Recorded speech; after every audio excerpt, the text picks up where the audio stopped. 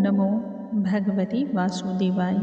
नमस्कार दोस्तों, आज के इस वीडियो में हम सुनेंगे माघ मास महात्म्य के 16वें अध्याय का पाठ।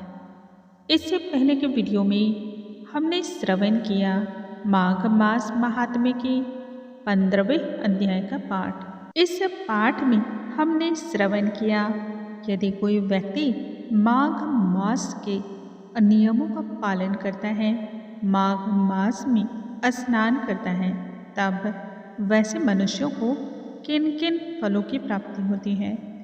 कहते हैं भगवान स्वयं, यदि कोई व्यक्ति माघ मास में स्नान करता है ना, तब उससे जो फल की प्राप्ति होती है, इसे मनुष्य कभी भी नहीं बता सकता।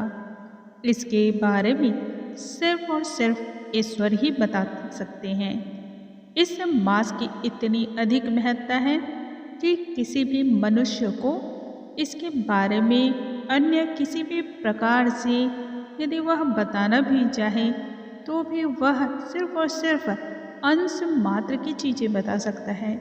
कहने का मतलब है वह लाख मर्जी गुणगान कर ले, लाख मर्जी उसके फलों के बारे में वह बताए, लेकिन वह सब भी बहुत थोड़े हैं। इस मास में यदि राक्षस प्रवृत्ति का भी कोई मनुष्य स्नान करता है, तब वह भी इन सभी पापों से मुक्त होकर के पुण्य फलों को प्राप्त करता है और मृत्यु के पश्चात वैकुंठ धाम को जाता है।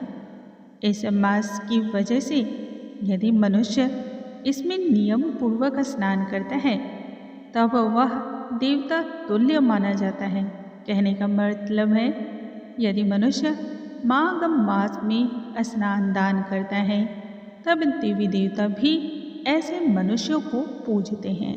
माघ मास की इतनी अधिक महत्ता हमारे शास्त्रों में, हमारे पुराणों में बताई गई है, जिसे मैं बताना भी चाहूँ फिर भी वह अंश मात्र कहलाता है।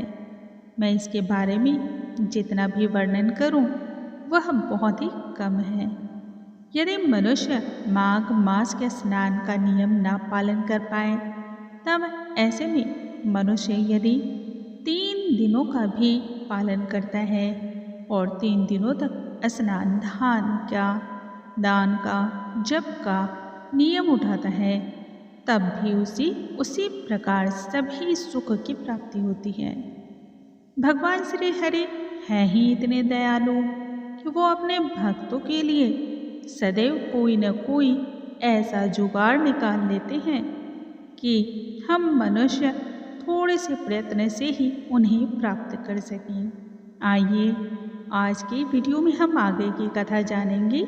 सबसे पहले भगवान श्री गणेश का ध्यान कर लेते हैं। श्री वक्रतुंड महाकाय सूर्यकोटि समप्रभा निर्विघ्नं कुरु मे देव सर्वकार्येषु सर्वदा। ओम नमो भगवते वासुदेवाय।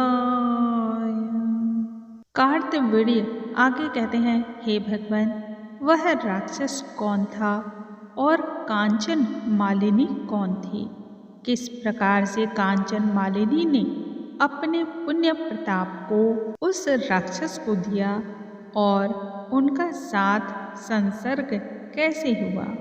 हे ऋषि, अत्रि ऋषि की संतानों के सूर्य, यह कथा सुनाकर मेरा कौतूहल, मेरी उत्सुकता आप दूर कर दीजिए।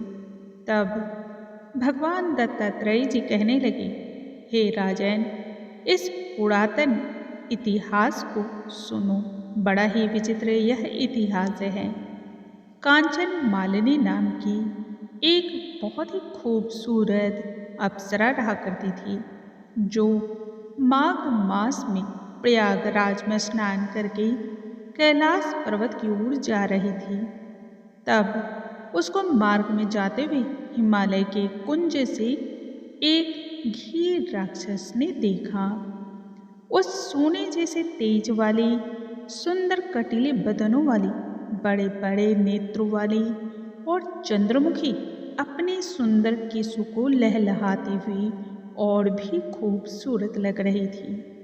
उस अप्सरा को देख करके राक्षस ने कहा, हे सुंदरी, हे कमल नयनी, तुम कौन हो और यहाँ कहाँ से आ रही हो? इस सुनसान धरा पर भला तुम्हारे वस्त्र कैसे भीग गए और तुम्हारी वेणी भी भीगी हुई हैं? तुम आकाश मार्ग से कहाँ जाती हो और किस पुण्य के प्रताप से तुम्हारा शरीर इतना तेजस्वी और रूप ऐसा मनोहर है?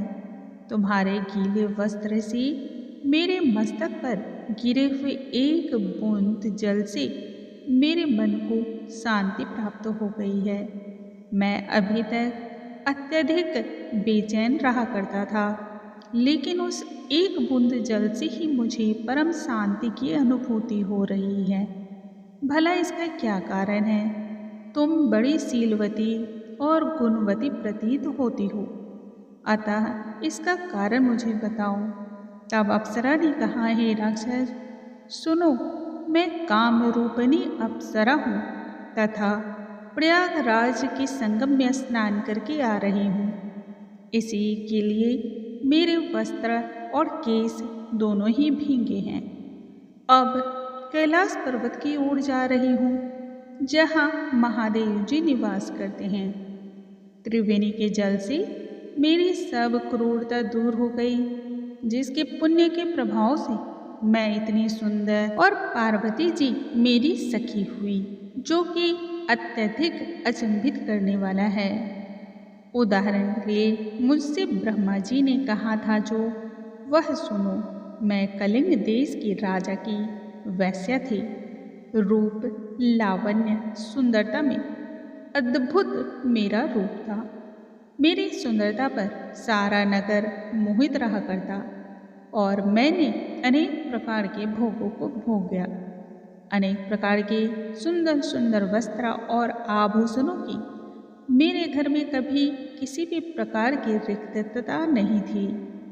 कई कामी पुरुष आपस में स्पर्धा से ही मृत्यु को प्राप्त हो गए। इस तरह से उस नगर में बड़ी सुंदरता के साथ मेरा यौवन व्यतीत हो रहा था। धीरे धीरे मैं वृद्धावस्था की ओर बढ़ चली। जब वृद्धावस्था को प्राप्त हुई, तब मेरे मन में विचार उत्पन्न हुआ कि मैंने अपनी संपूर्ण आयु को पाप जैसे कर्मों में ही व्यतीत किया है। धार्मिक किसी भी प्रकार का ना तो दान किया, ना ही धार्मिक कार्य किए, तप, यज्ञ किसी भी प्रकार का नहीं किया। फिर ना ही किसी देवी की आराधना की और ना ही भगवान विष्णु का पूजन आराधना ही किया है। जब मन बहुत अधिक अशांत हो गया, तब मैंने चित्त की शांति हेतु एक ब्राह्मण की शरण ली, जो कि वेदों के ज्ञाता और परम ब्रह्मनिष्ठ था। मैंने उनसे पूछा, मेरा निस्तार किस प्रकार से हो सकता है? आप तो सभी पर दया का भाव रखते हैं, अतः मुझ दीन पर भी कृपा करें और कीचड़ में डूबी हुई मुझको ऊपर उबार लें। क्षीर सागर क्या हंस को ही दूध देता है, बत्तख को नहीं देता? तब वह ब्राह्मण राजा का पुरोहित इस प्रकार की बातों को सुन करके मुझ पर दया भाव से कहने लगा, तो ब्रह्मा के क्षेत्र प्रयागराज में जाकर के माघ मास में त्रिवेणी संगम में स्नान करो, परंतु मन में अशुभ क्रिया का विचार ना करना।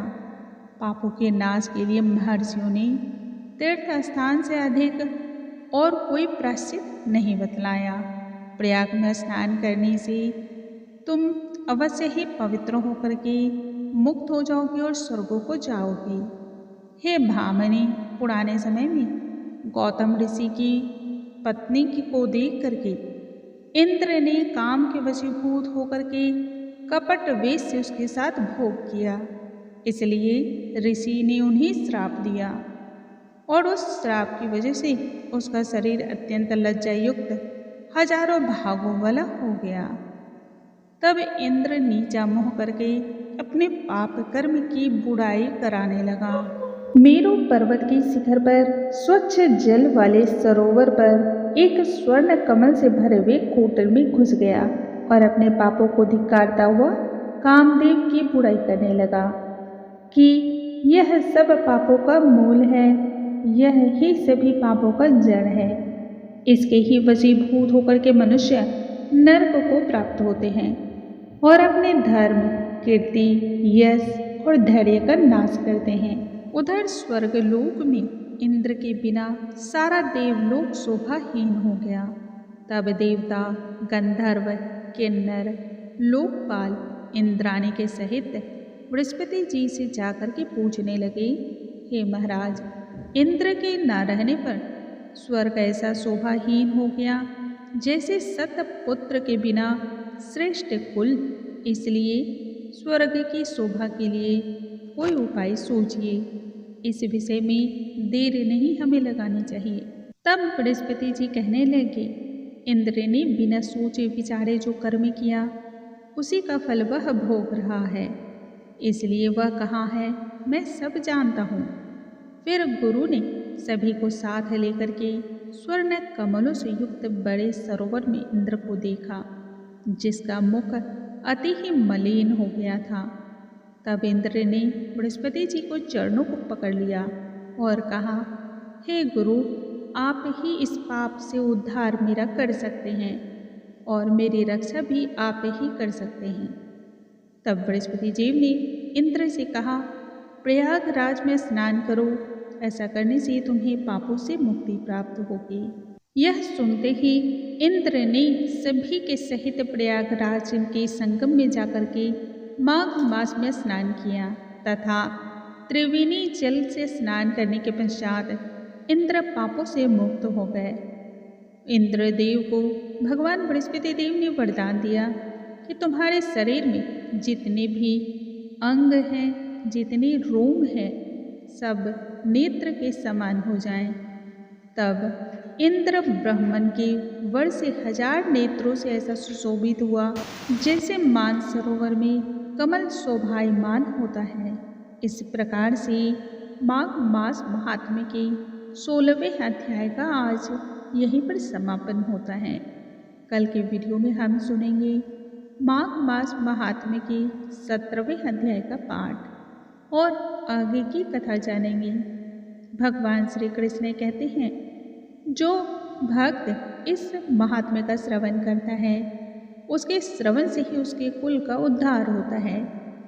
अब आप ही सोचें, जिस महात्म्य में श्रवण से ही इतने अधिक फलों की प्राप्ति होती है, भला उस मास में यदि नियमों का पालन किया जाए तब मनुष्य को किन किन फलों की प्राप्ति हो सकती है। बोलो भगवान श्री नारायण की जय, भगवान श्री हरि की जय।